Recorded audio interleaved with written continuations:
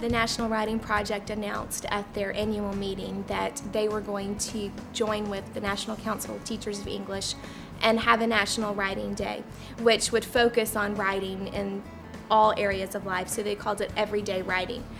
The Upstate Writing Project decided to take it a step further and have an event that centered around teaching teachers to incorporate writing strategies in their classroom, but we also wanted to involve the community and the students of the Upstate. So we started designing a mini conference format that included activities that students could participate in.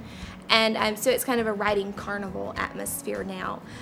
In conjunction with that event on the 20th, we decided that we wanted the Upstate to send in writing contest entries, and so we designed the Everyday Writing Contest that would target schools in the Upstate, kindergarten through 12th grade. And so we sent out a mass email to all of our schools and all of our school districts and said, send in your student writing, and the topic is everyday writers. And so it could be on any topic. It didn't have to be you know, how you saw yourself as a writer. It could be anything that the kids wanted to write about. And so we were hoping to elicit some passion in writing from the students in the Upstate. I think it just gives them another purpose for their writing. Some of the things that we see here, it gave them a purpose for their writing, but it lets them know all the different ways that we do write. Sometimes it may be a blog on the internet, it may be an email, it may be a thank you note, a poem, just all the different ways that people use writing, from little bitty children to older adults. Sometimes I like to write about fairy tales, sometimes I like to write about world history, and it's pretty much fun writing. It's really expressive. I like to write fiction. I like to write scary stories. So each piece of writing will be hung on the walls of the University Center, and the night of the event they'll be there for reading, and so students can come and respond with sticky notes to other people's writing as well. We focused on how many pieces of writing can you give us, and so the schools counted their writing by school, and then they counted their writing by teacher, and they've sent us their results and their writings. I think it kind of reinforced with our teachers and our students the importance of writing and the writing process, and we feel like it's a lifelong skill. It promotes higher order thinking, and it's genuine, it's natural, and all kids need to understand how to do it. And it gives our teachers an opportunity to work with our students individually to see how they develop with their writing. As a teacher, I think writing is important in the classroom, and it helps build better writers and build better readers. As a mother, I think this is an interesting opportunity to get to share writing with my children and to help know a little bit more about where they are in their writing skills. My kindergartner, who at home does not seem to be one to stay on a task very often, so far she seems to be enjoying herself and is really engaged in what we're doing. We have activities that have been designed for students.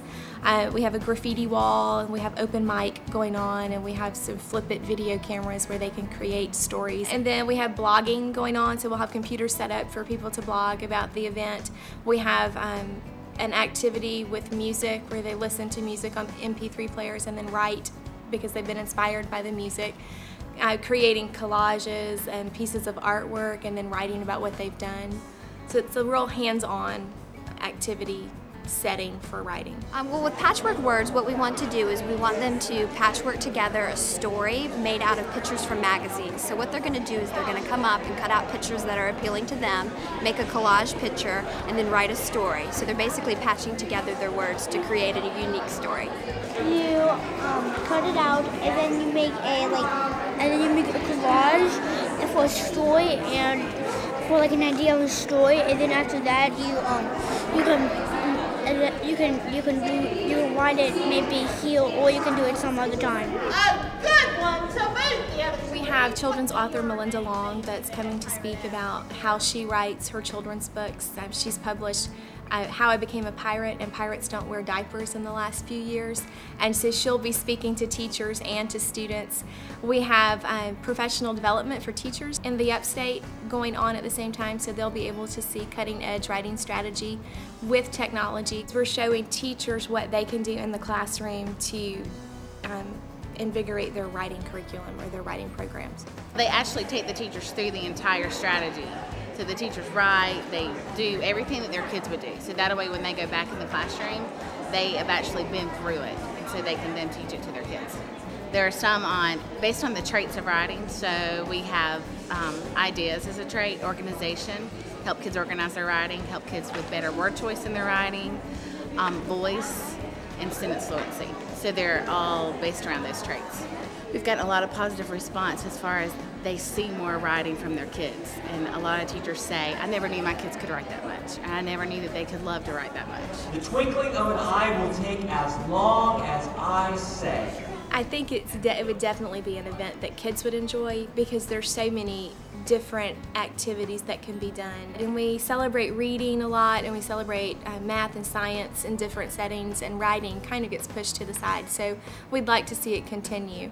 We're glad we had the opportunity to participate and look forward to doing it again next year, and we won. It's really cool.